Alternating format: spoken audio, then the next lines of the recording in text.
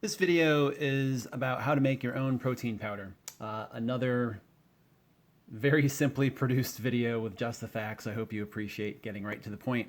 I was experimenting with putting in protein powders into my backpacking meals to kind of just make life easier. And here's a sample of a couple that I tried. And then I started to think, well, could I make my own? And so what I want to show you is my recipe for my DIY protein powder that you could bring backpacking, hiking, or just eat around your house. And so what I did is there's 10 ingredients.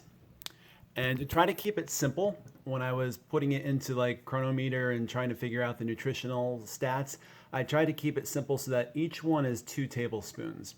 So what you're looking at is 2 tablespoons of pumpkin seeds, 2 tablespoons of sunflower, 2 of peanuts, walnuts, chia, hemp, and soybeans.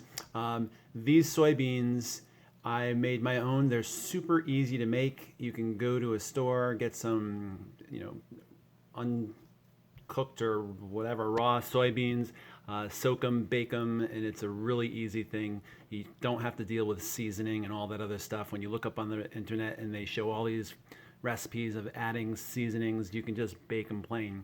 A couple things that I add to my protein powder is some mushroom powder, and I'll let you look that up, the benefits of that. Some of the dulce flakes, and I also add coconut milk. Now, usually I would have 2 tablespoons here. This is actually 4 tablespoons. That's why it looks like a much bigger pile. And what I do is I take it all, put it into a coffee grinder, and what it ends up looking like is this right here. And so it comes out, you can see what's that. That is it comes out to 1 cup.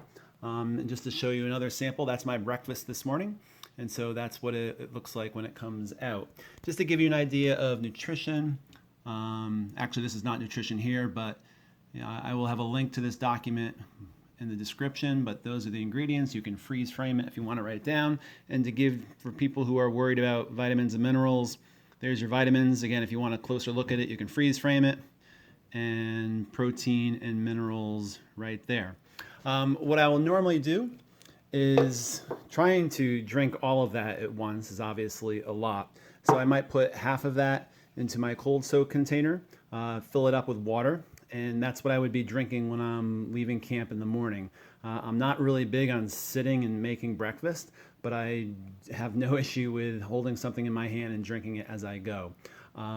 At first, when I made it, I thought it was going to, I don't know, be like gritty and be kind of disgusting. I tried it on my way to work one day and ended up kind of liking it. It's like this weird liquid with a little bit of chewy bits, which doesn't sound so good, but it ended up being pretty good.